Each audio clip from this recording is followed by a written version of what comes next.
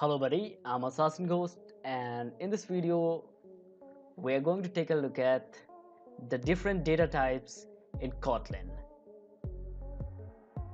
So basically let's just go ahead and start it, but before that I would like to let you know that this video has been brought to you by Honey.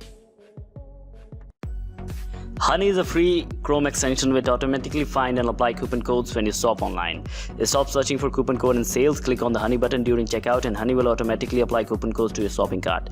Just click the link given in the description down below to learn more. So now let's just start. Start your IDE, which is the IntelliJ IDEA, and in the SRC folder we are going to create a new file. We are going to right click on the SRC, click on new, and then click on Kotlin file/class, and we are going to name it data types and press OK. Now we have a new file with the name datatypes.kd.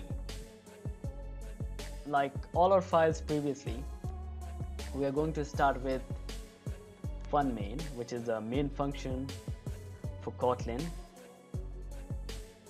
and basically we are going to pass the argument as array and it will be of data type string. Now let's just go ahead and create a variable. So the variable in Kotlin start with the word var, which is a var, short for variable. So all you need to do is first of all type var and then create a variable with the name something like x, and then there will be a colon, and now that will be a data type. So for example we are going to use int. Int is for integer, and now we can basically just go ahead and define the value of the integer. It can be 0, or basically let's just go ahead and define it as 10. So variables in Kotlin, use the word var to specify that we are going to create a new variable. Give your variable a name, which in this case is x, and use a colon. And once you use a colon, define the data type. So for example we are defining the int, which is for integers, and now you can use an equal to sign to assign the value to our integer variable x. So in this case I've assigned an integer with the value 10 to our variable x. Now let's just go ahead and create another variable. Let's name it something like y, add a colon, and then go ahead and create it of data type string.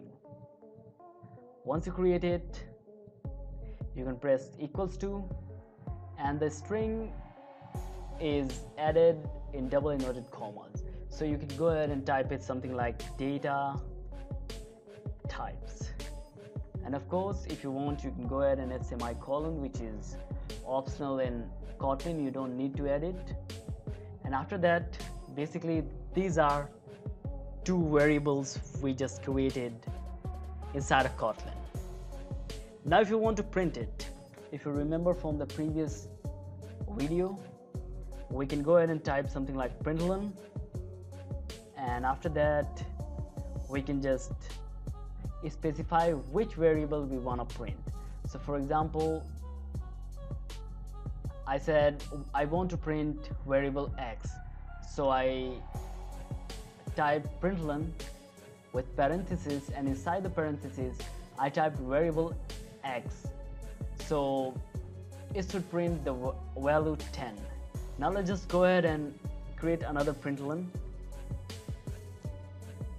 and define our second variable, which is y, so it should print something like data types.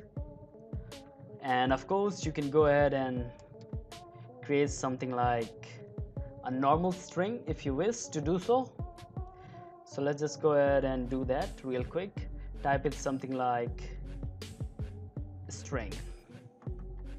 So basically we created a variable x of the type integer and assigned a value 10, and then we created a variable y of the type string and then we assigned a value which is data types. It is also a string.